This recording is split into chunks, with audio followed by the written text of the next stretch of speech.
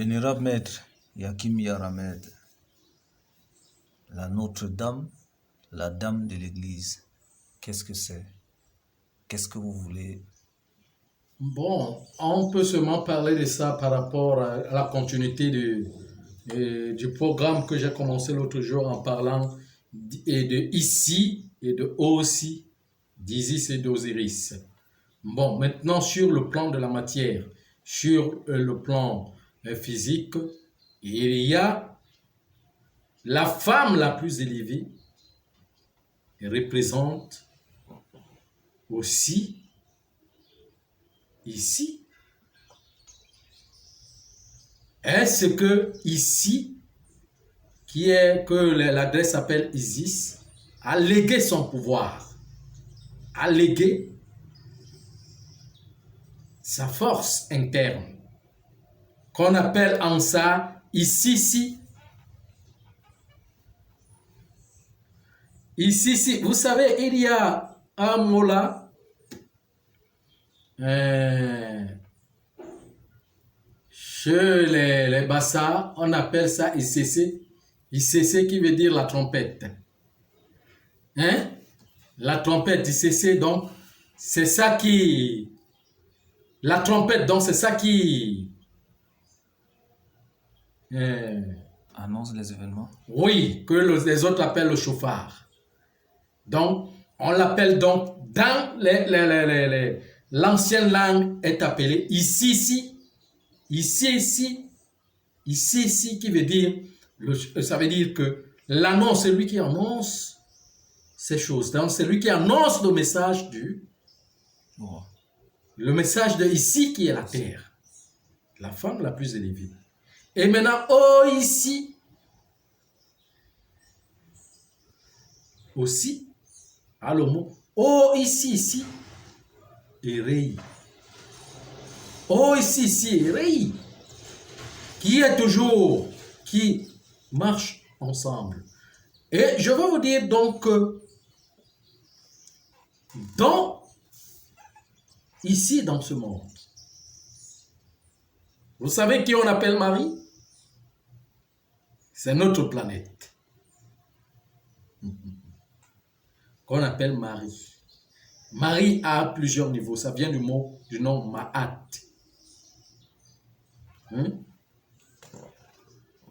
Ma'at. Ma'atinti. C'est là où vient le mot comme mathématique. Vous voyez, c'est là Ma'atinti que vient le mot matière. Vous voyez, Ma'at dans l'ansa veut dire l'ensemble de l'alliance, l'ensemble des alliances.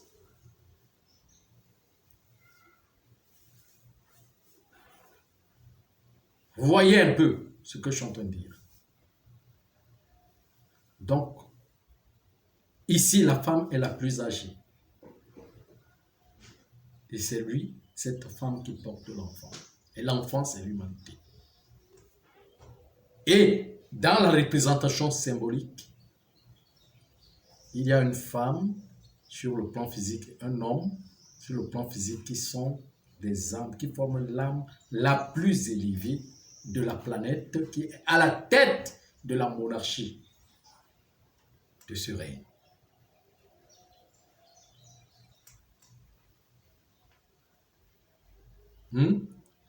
Qui est le médiateur de ce petit règne et du grand règne.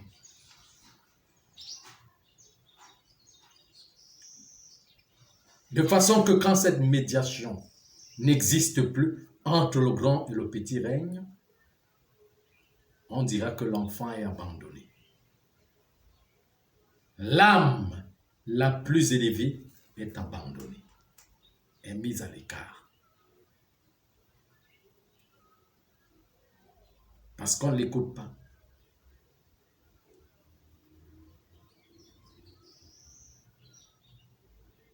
Sachez que dans l'initiation, c'est la femme qui donne son énergie à l'homme pour qu'il se réalise.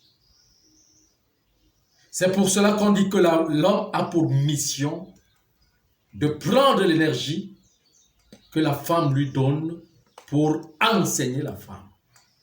De traduire cette énergie. C'est pour cela qu'on parle de la traduction.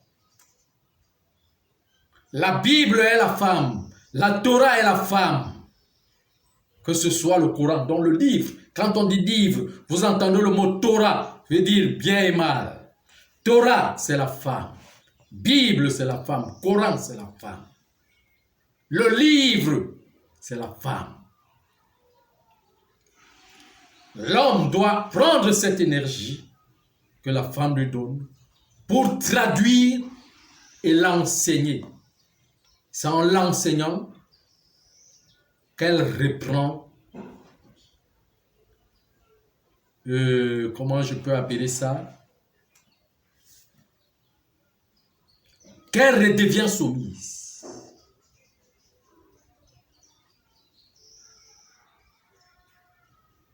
Parce que le livre est en elle. Les écrits de ce livre de l'histoire de l'humanité est en elle. Elle ne peut pas le manifester. C'est l'homme qui doit le prendre. C'est ça qu'on appelle la robe. C'est ça qu'on appelle la tunique de l'église. C'est l'homme qui doit prendre, ouvrir ce livre pour l'étudier, afin de leur renseigner ce qui est dedans. C'est ça qu'on appelle la loi qui l'amène à se soumettre.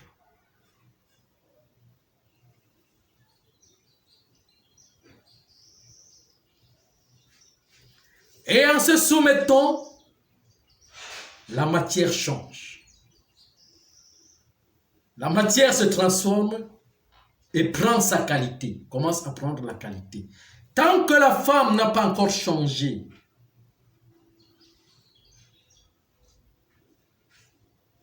qu'elle n'a pas encore changé, l'état de l'homme restera grossier et le péché existera toujours. Mais la première personne à se transformer, à changer, c'est la femme, auquel elle redonne le livre pour qu'elle soit étudiée. Elle est le livre qui doit être étudié afin de la renseigner cette loi, les règles qui sont là-dedans, parce qu'elle s'appelle, son nom c'est les règles de la matière. Puisque c'est son sang qui nourrit le serpent, et le serpent donne ses trésors.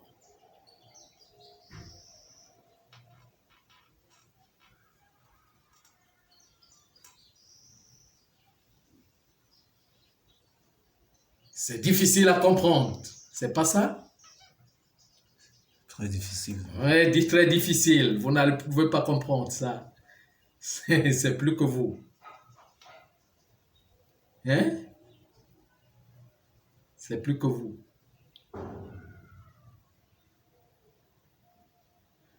Je vais vous dire quelque chose qui est réel.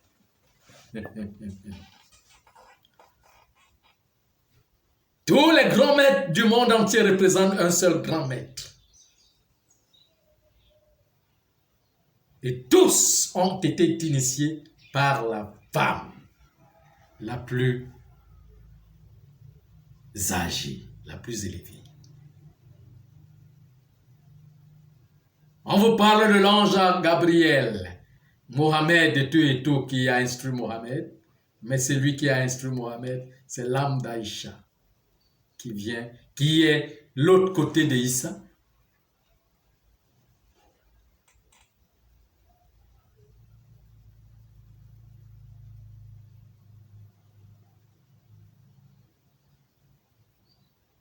C'est pour cela que dans le christianisme, ou dans le bouddhisme, ou dans l'hindouisme, on vous montre une femme qui nourrit l'enfant de son lait.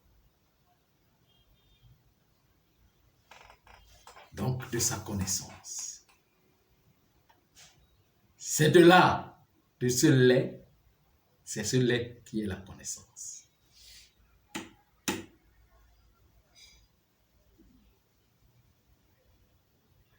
C'est la femme qui commande ce monde.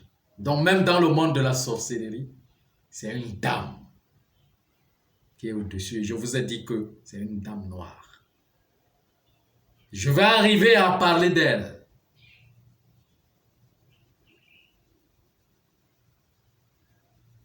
Vous savez, je vais vous dire quelque chose.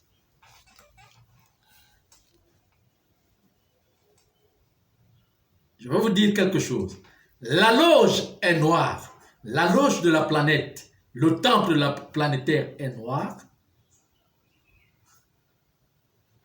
cachant la fraternité blanche. Pour retrouver la fraternité blanche, il faut déchirer le voile du noir du temple, de la loge noire. Et plus dans le monde symbolique, dans la souveraineté, c'est le noir qui commande, qui est au-dessus de la matière spirituelle. Donc de la spiritualité, c'est le noir. Et la matière, c'est le blanc. C'est pour cela qu'on dit les deux, la cohésion des deux. Ça veut dire que l'un masculin, le premier, le noir, le deuxième féminin, c'est le blanc. Et quand c'est la féminité qui dirige le monde, parce que c'est la masculinité qui est l'autorité, qui doit diriger le monde avec la parole. Mais quand c'est la féminité qui prend le monde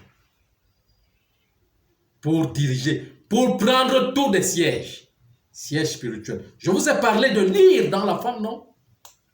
C'est aussi ainsi. Parce que le corps du blanc est séduisant. C'est comme le corps de la femme. Il séduit le noir.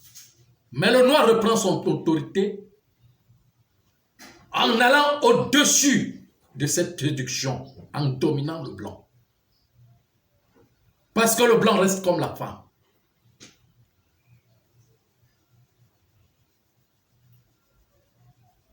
Donc, le siège de la spiritualité et du matériel ne peut pas être entre les mains du blanc. Le siège du matériel, c'est entre les mains du blanc, et le siège de la spiritualité, c'est entre les mains du noir. Et les deux doivent faire un mariage pour être ensemble. Il n'y a que deux souverainetés. Il y a seulement deux couleurs. Première couleur. Au milieu, la couleur qui commande, c'est le rouge, le sang.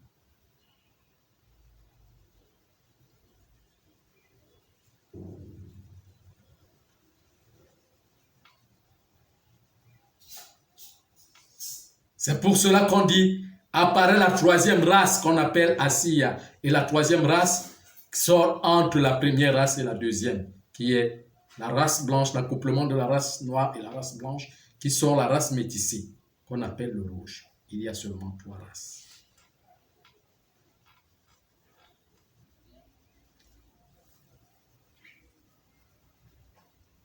Voilà l'histoire de la dame de l'église, la véritable,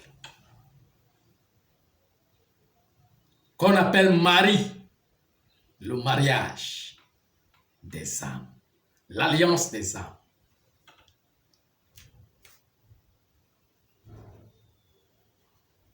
Tant que le noir ne domine pas la séduction du blanc,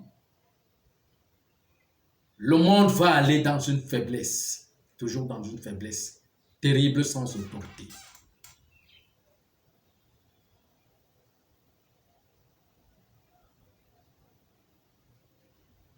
Parce que le blanc, c'est le matériel, la matérialisation, l'organisation sur le plan matériel. Mais le noir doit poser son autorité dessus.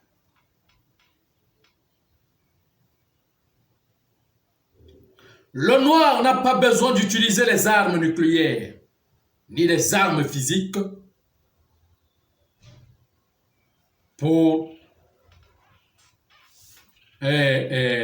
comment je vais dire, ni les armes physiques pour, comment je vais dire, pour diriger le monde dans l'autorité.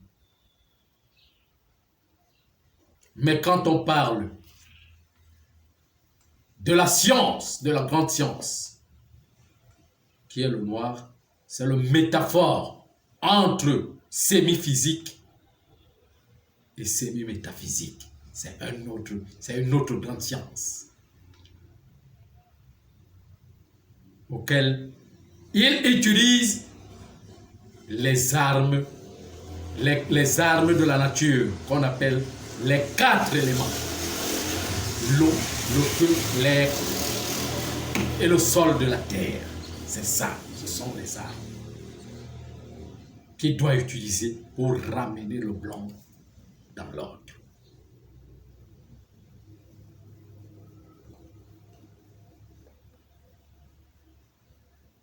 C'est pour cela que la dame noire, la plus grande magicienne, sorcière de ce monde qui est noire, si vous la rencontrez, vous ne verrez rien autour d'elle.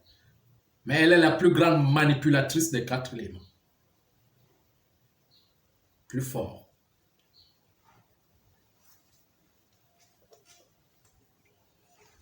Vous savez ce qui est en train de se passer dans les mondes internes sur le plan métaphysique?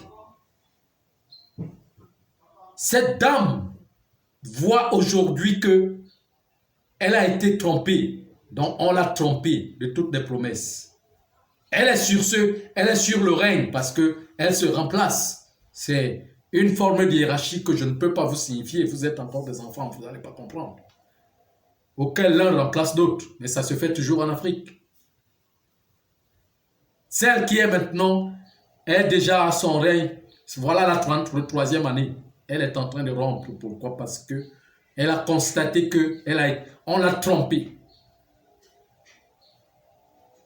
Parce qu'elle devait avoir une récompense physique sur la matérialisation des choses. Elle voulait des fortunes sur le plan physique et la matérialiser. Et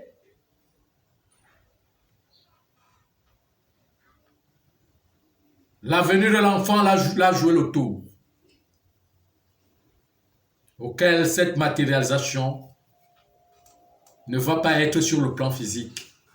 Et elle demande à ce que tout ce qu'on l'a promis pour aider le règne impérial, elle n'est pas en train de l'avoir, donc elle est en train de rompre avec le contrat. Elle ne veut plus, si elle rompt avec le contrat, les impérialistes seront choqués. Ils auront beaucoup trop de problèmes pour avancer dans le règne. Vénérable Maître, qui a trompé la grande sorcière? C'est les impérialistes. Comment peut-on tromper la grande sorcière? Parce qu'elle a bloqué l'enfant. Elle est tombée dans le piège en bloquant l'enfant. L'enfant qu'on l'a confié, qui devrait venir résoudre le problème.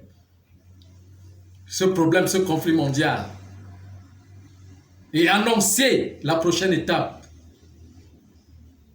La dame sorcière a bloqué cet enfant, a bloqué l'avenir et le destin de cet enfant. A joué là-dessus. C'est pour cela qu'elle aussi, elle a été jouée aussi par les impérialistes. Parce que l'énergie de l'enfant l'a enfreint. C'est une histoire que vous ne comprenez pas. Vous n'allez pas connaître. Je vous parle de quelque chose que vous ne connaissez pas. Je suis en train de vous parler de l'histoire de l'enfant messianique. Celui qui est à la tête.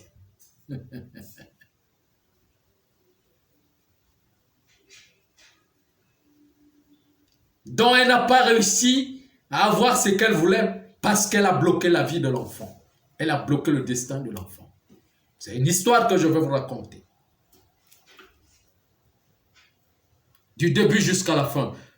Je devais vous raconter déjà cette histoire depuis, mais vous n'êtes pas encore au niveau de comprendre. Il faut que je vous amène pas à pas. Jusqu'à ce que vous compreniez les enjeux des choses. Comment le monde est créé. Comment le Seigneur Dieu a mis sa hiérarchie, a mis sa responsabilité, a mis sa souveraineté sur les races. Comment ça a été positionné?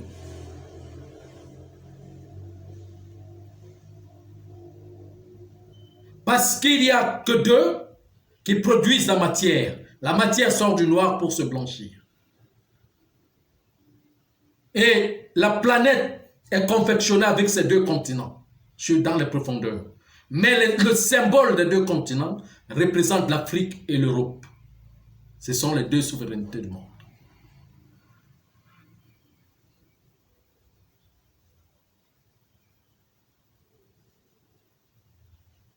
Mais la souveraineté impériale qui commande le monde aujourd'hui, qui a tout pris, la spiritualité comme siège, la matérialisation comme siège, c'est l'Europe. Mais n'a aucune autorité sur la science spirituelle. C'est pour cela que le monde est égaré complètement.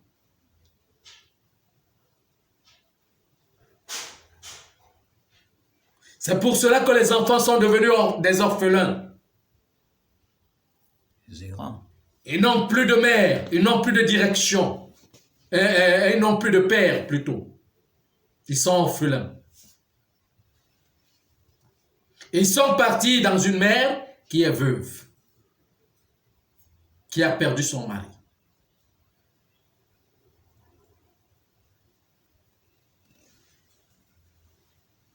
Et alors, qui est la tête qui doit diriger les choses?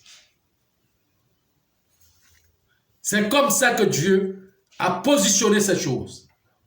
Ça va toujours rester comme ça. Ça sera toujours comme depuis le début de la création. Chaque chose, il y a un ordre initial. Qui est là parlant de ça?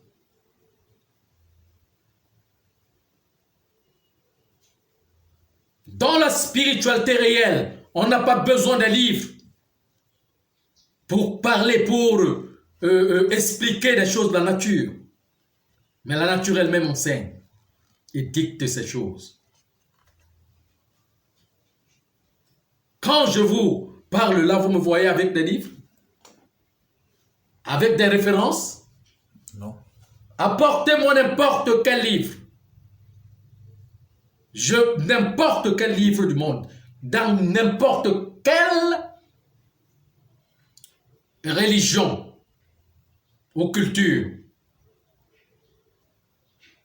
Vous dites, vous lisez, je vous explique. Et je vous dis là où il y a des erreurs.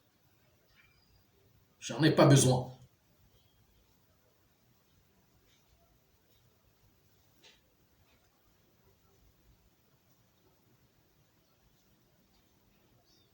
Parce que mon âme connaît toutes les poésies du monde entier. Toutes les poésies. Si je commence à parler des poésies, vous allez écrire et vous fatiguer.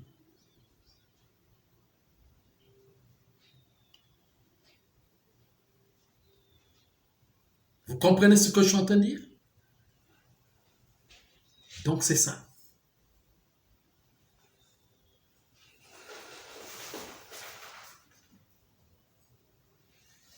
Encore d'autres questions?